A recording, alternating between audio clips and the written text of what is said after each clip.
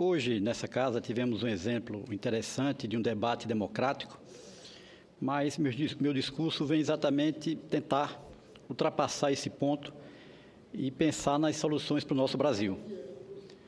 E eu quero primeiro começar minhas palavras registrando aqui a presença nesse Senado, dois prefeitos das cidades pernambucanas de Agrestina e Água Preta, prefeito Armando Souto, prefeito Tiago Nunes, que estão aqui para trabalhar, para fazer com que suas cidades continuem se desenvolvendo.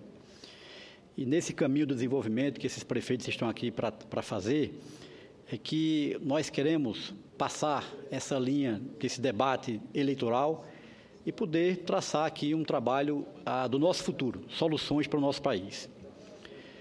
E é preciso lembrar que para enfrentar o impacto socioeconômico da crise internacional iniciada em 2008, o governo brasileiro tomou uma série de medidas de ampliação de acesso ao crédito, sobretudo por meio dos bancos públicos, de estímulo ao consumo e apoio à criação e manutenção do emprego, como desonerações fiscais para um conjunto de setores e cadeias produtivas, entre outras providências.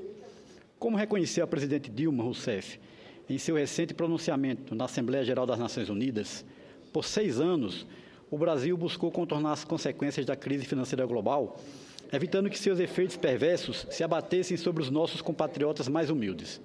Agora, esse esforço chegou a um limite, tanto por razões fiscais como por aquelas relacionadas ao quadro externo, nas palavras da própria presidente. Portanto, faz-se necessária uma correção de curso, que possibilite salvaguardar essas conquistas e, ao mesmo tempo, garantir a solvência fiscal do Estado, sem a qual o país não será capaz de honrar seus compromissos com a inclusão social e o crescimento econômico sustentado. Os ajustes macroeconômicos propostos pela equipe econômica já estão em andamento e trarão um fortalecimento da economia brasileira. Esse conjunto de ajustes definirá um novo reequilíbrio macroeconômico, eliminando distorções, melhorando a alocação dos recursos na economia e aumentando os incentivos ao investimento. Senhor presidente, o ajuste nas contas externas tem sido rápido e deve amortecer no curto prazo os efeitos da retração econômica. Segundo informações recentes do Ministério do Desenvolvimento, Indústria e Comércio Exterior, a balança comercial já registrava em setembro último um superávit da ordem de 10 bilhões de dólares. Devemos fechar o ano com superávit de mais de 13 bilhões de dólares. Para 2016, as expectativas de mercado apontam para uma estimativa de 23,5 bilhões de dólares. Além disso, o déficit em conta corrente este ano e no próximo cairão substancialmente. Para 2015, espera-se uma redução da ordem de 30%. E para o próximo ano, os mercados aguardam redução de mais de 20% em relação a 2015. Esse déficit ainda continuará sendo financiado majoritariamente por entrada de capitais externos de melhor qualidade, com tendência de permanência mais longa no país, que são os investimentos estrangeiros diretos. Esse movimento confirma estudos de especialistas, como o do Banco Credit Suisse, que analisaram os 6 períodos recessivos do Brasil a partir de 1996, portanto, pós-estabilização, e concluíram que, em 4 deles, a retomada do crescimento econômico se deu, em grande medida, pelo aumento das exportações líquidas. E como tem ressaltado o ministro Armando Monteiro, o vetor do canal externo será um dos elementos cruciais no nosso processo de recuperação econômica. Faço questão de enfatizar esse ponto. O comércio exterior é uma alavanca indispensável para a superação da crise, reaquecendo a atividade econômica e criando empregos. Segundo o ministro, as exportações neste momento dão às empresas a oportunidade de manter seu volume de vendas e produção em níveis adequados, evitando o acúmulo indesejado de estoques e o excesso de ociosidade, agora que o mercado interno está mais retraído. Em razão disso, e com o câmbio se apresentando mais competitivo, as empresas já estão voltando ao seu planejamento de vendas para o mercado externo. Vale ressaltar que o Brasil encara essas dificuldades como desafios para uma nova transição necessária e que é muito relevante no contexto do pleno funcionamento das instituições de Estado democrático de direito. A imprensa faz suas críticas em plena liberdade, a oposição exerce o seu papel fiscalizador, a justiça e demais órgãos e poderes investigam e punem desvios e crimes pautados pela noção basilar de que todos, sem exceção, são iguais perante a lei. Senhor presidente, senhoras e senhores senadores, o Brasil está desafiado a inaugurar uma nova etapa do seu processo de desenvolvimento econômico. num cenário externo que não repetirá o extraordinário ciclo de bonança das commodities que vivenciamos na última década. Identifico como 3 os vetores da nova etapa de crescimento econômico para o país: investimento, exportações e aumento da produtividade. O Brasil é uma economia relativamente fechada. Apesar de figurarmos entre os 10 maiores PIBs mundiais, somos apenas o 25º país em termos de exportação.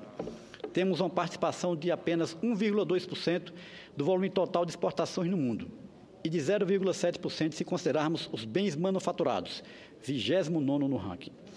Em 2013, a nossa corrente de comércio de bens e serviços alcançou 27,6% do PIB, enquanto que para as 6 maiores economias do mundo, esse indicador atingiu uma média de 53,4% do PIB. Países emergentes do grupo dos BRICS também são mais abertos do que o Brasil. África do Sul com 64%, China com 50%, Rússia com 50% e Índia com 53%, dados de 2013. No médio prazo, a ampliação das exportações se traduzirá em ganhos de produtividade e de competitividade, que se transbordam para o mercado doméstico. É indiscutível de quem se acha submetido ao crivo da competição internacional está sempre bancando melhorar processos e produtos e reduzir custos. Isso porque está sujeito a operar com margens estreitas, em função da competição de preços e da possibilidade sempre presente da entrada de novos concorrentes. Não há, no mercado internacional, uma zona de conforto que seja permanente. É com essa visão que o ministro Armando Monteiro do MINDIC lançou no primeiro semestre desse ano o Plano Nacional de Exportações, visando conferir um novo status ao comércio exterior e colocar o tema no centro da agenda de desenvolvimento econômico do país.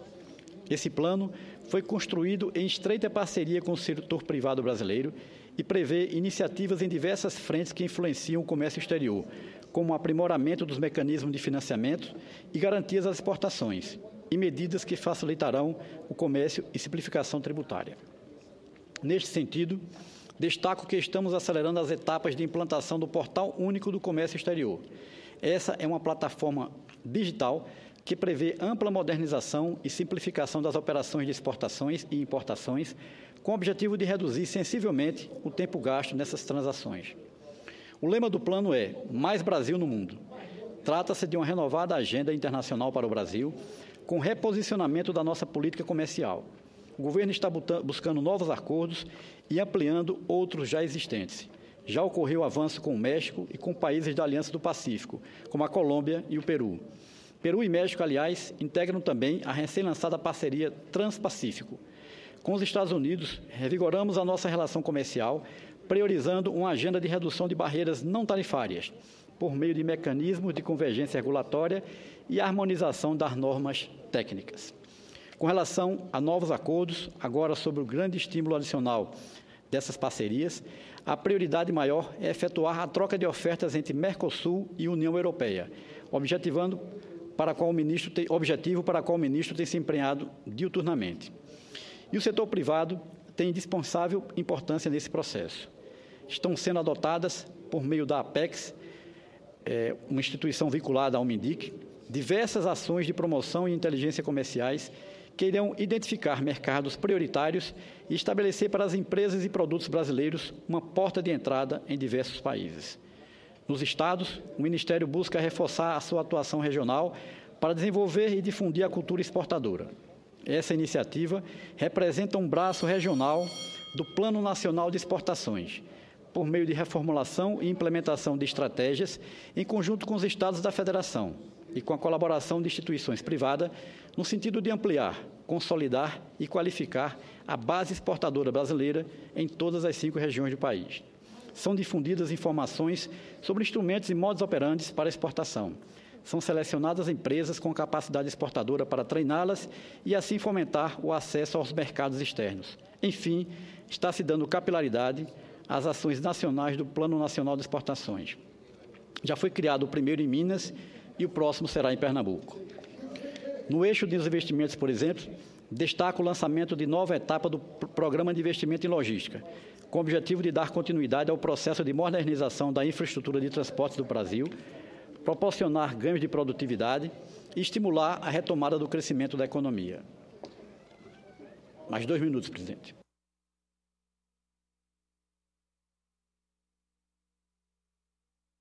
O programa prevê investimentos superiores a 50 bilhões de dólares. São portos, aeroportos, ferrovias e rodovias, que serão objeto de novas concessões e oferecem excelentes oportunidades de retorno, que permitem um grau de atratividade adequado à iniciativa privada.